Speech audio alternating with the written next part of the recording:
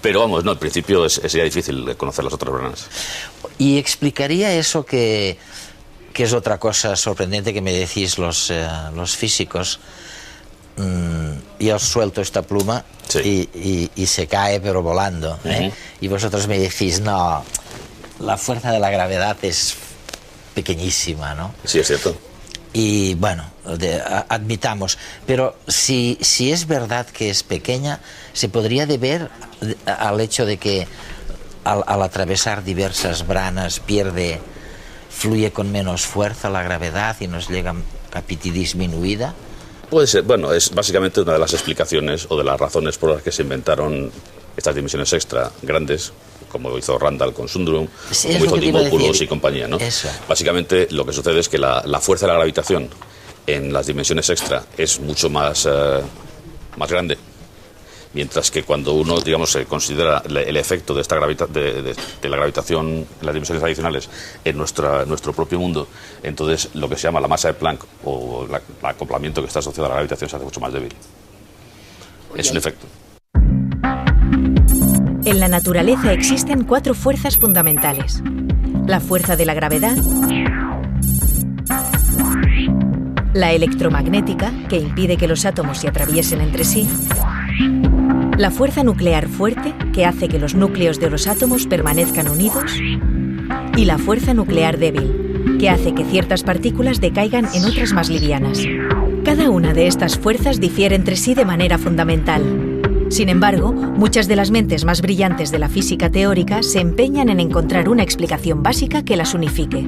Los físicos que investigan sobre la teoría de cuerdas sostienen que han encontrado un principio básico que sirve para explicar las 4 fuerzas como si fuesen una sola. Ese principio está dado por la vibración de unas cuerdas inimaginablemente minúsculas, hasta 100 trillones de veces más pequeñas que un protón. Según explica la teoría de cuerdas, cada tipo de vibración diferente se corresponde con alguna de las partículas subatómicas conocidas. ¿Y por qué algunas cuerdas vibran de manera diferente que otras? Para que las ecuaciones de la teoría de cuerdas funcionen, los físicos especulan con que existen más dimensiones espaciales que las que conocemos. Según el tipo de contacto que tienen con las dimensiones extra, las cuerdas vibrarán de modos diferentes. La versión más reciente de la teoría de cuerdas calcula que 11 dimensiones serían suficientes para explicar las vibraciones de las cuerdas que dan vida a las partículas subatómicas. En esta nueva versión de la teoría, se plantea que un tipo de cuerdas podría estirarse hasta alcanzar un tamaño gigantesco. Esto daría lugar a lo que los físicos llaman una brana, en la que nuestro universo entero podría estar contenido. Así como hay una brana que contiene nuestro universo, podrían existir innumerables branas que contendrían otros universos. También se ha propuesto que estas branas paralelas podrían explicar por qué percibimos que la gravedad es mucho más débil que las otras fuerzas. Las cuerdas que forman las partículas son abiertas y sus extremos estarían fijos en nuestra brana. Sin embargo, la cuerda responsable del gravitón, la partícula de la fuerza de la gravedad, sería una cuerda cerrada. Al no tener sus extremos fijos en ninguna brana, la gravedad estaría diluida entre todas las branas y nosotros percibiríamos solo una pequeña parte de su fuerza.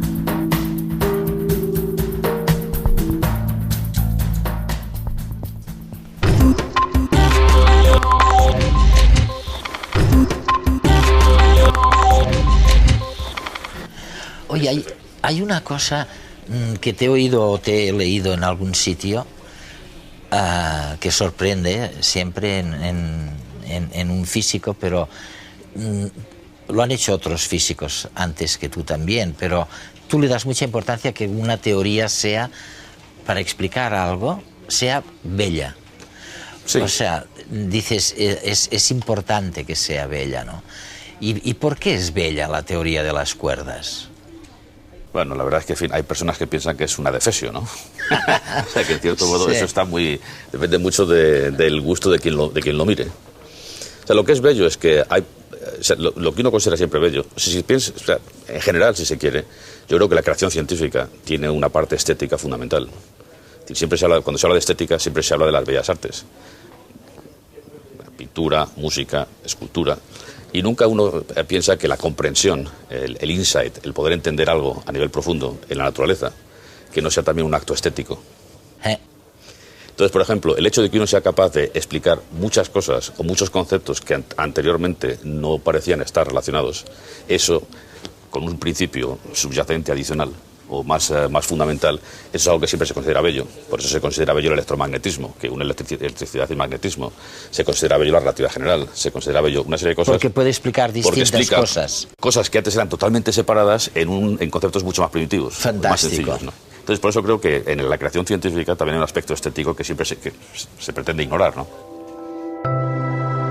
Con John Ellis, otro de los físicos teóricos del CERN, Punset continuó indagando sobre el misterio de la fuerza de la gravedad y los agujeros negros microscópicos. John, hay algo que nos preguntamos la gente de la calle. Escuchamos lo que nos decís los físicos, nuestros amigos. Nos decís que tenemos un problema con la gravedad. Decís, oye, la gravedad es más débil de lo que debería ser, si la comparamos con la fuerza electromagnética, por ejemplo. Y sin embargo, nosotros, la gente de a pie, creemos que la gravedad es bastante fuerte, ¿sabes? La notamos en el cuerpo, sabemos que la manzana cae del árbol. Solamente percibimos la gravedad en realidad, no el resto de las otras fuerzas, ¿no? Pero decís que la gravedad es débil, muy débil. Pues bien, si eso es cierto, ¿por qué? ¿Por qué es tan débil? El motivo por el que decimos que es muy débil es porque, si lo analizamos en el ámbito de una partícula individual, de un fotón, o de un quark, o de un electrón, la gravedad es unas 40 órdenes de magnitud más débil que la fuerza nuclear fuerte, por ejemplo. O sea que es de 39 ceros, en comparación con la fuerza nuclear fuerte. En la escala de una partícula individual es increíblemente débil. Lo que pasa es que se acumula, es la suma de todas las partículas. Un protón, 2 protones, 5 protones, 10 elevado a 20 protones, y al final se convierte en una fuerza muy potente. Lo que distingue la gravedad del resto de fuerzas es que se acumula de una manera coherente. Las fuerzas eléctricas prácticamente se cancelan entre átomos. Un átomo tiene un núcleo en el centro con una carga positiva y electrones a su alrededor con cargas negativas, pero estas cargas se anulan entre sí. Por eso, en nuestra vida cotidiana a menudo no somos conscientes de que existen esos campos eléctricos y magnéticos. Y por eso la gravedad difiere del resto de fuerzas. Por un lado es muchísimo más débil, pero por otro lado se acumula y se va sumando. Ya. Einstein nos explicó por qué la gravedad se acumula, pero no nos explicó realmente por qué es tan débil. Y se trata de un misterio al que seguimos enfrentándonos. Siempre que intentamos dar con una teoría unificada para todas las fuerzas fundamentales, es uno de los mayores problemas que tenemos que abordar. No obstante, hay algunas teorías que sostienen que, además de las 3 dimensiones conocidas, arriba y abajo, hacia los lados y adelante y atrás, existen también dimensiones ocultas en el espacio. Y en algunas de estas teorías, la gravedad es más fuerte a energías mucho más pequeñas. De hecho, incluso es posible que la gravedad pueda aumentar como consecuencia de estas dimensiones adicionales en las colisiones del LHC en Ginebra. Si esto sucediera, una de las posibilidades sería que al hacer colisionar 2 protones, tal vez algunos de sus elementos constitutivos se fusionaran y crearan un agujero negro. Este agujero negro, por supuesto, sería increíblemente pequeño. Se habla de agujeros negros microscópicos, en absoluto parecidos a un agujero negro astronómico. Las energías de estas partes del protón en colisión serían como las energías de 2 moscas. Sería como aplastar y pegar 2 moscas para crear un agujero negro. Además, creemos que este agujero negro sería increíblemente inestable y que desaparecería. Sí, desaparecería en una milésima de cuatrillonésima de segundo. Lo único que veríamos serían las partículas que emitiera. Esto es lo que te hace estar tan tranquilo sobre el supuesto peligro de los experimentos que estáis haciendo, ¿no? Bueno, que haréis dentro de un tiempo corto.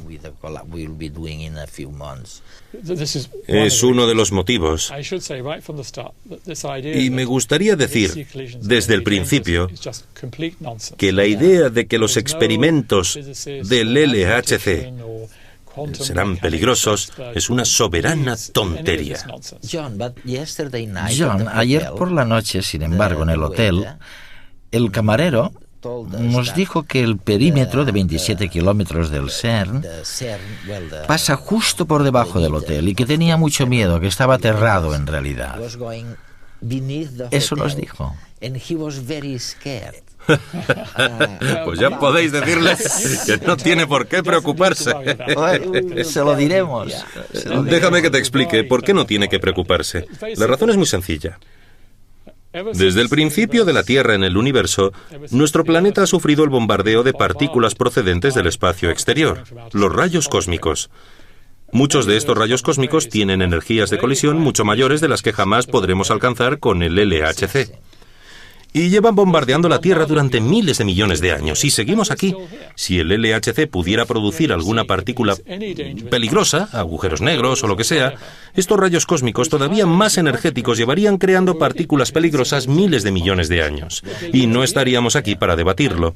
El hecho de que estemos aquí y podamos hablar sobre ello significa que los rayos cósmicos no generan partículas peligrosas. Y si los rayos cósmicos no las generan, tampoco lo hará el LHC. Neither will the LHC.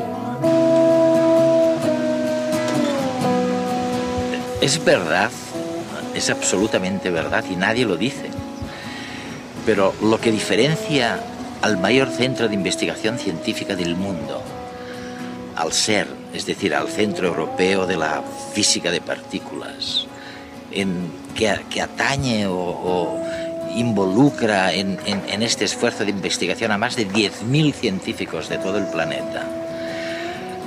Lo que caracteriza a este esfuerzo multilateral de naciones al margen de su ideología o de su etnia o de lo que piensan, lo que le caracteriza es la ausencia de dogmatismo, es la flexibilidad enorme de admitir desde el comienzo que cualquier comprobación, cualquier investigación va a tener que ser demostrada y comprobada científicamente. Y esto es la primera vez que ocurre comparado con la herencia increíble, indecible del pensamiento dogmático a lo largo de la historia. Es un cambio fantástico en el que además participan muchísimos españoles, muchos científicos españoles. Es una buena noticia. Cada segundo, la naturaleza hace decenas de miles de millones de experimentos como los del LHC, colisionando partículas subatómicas. Luis Álvarez Gaume.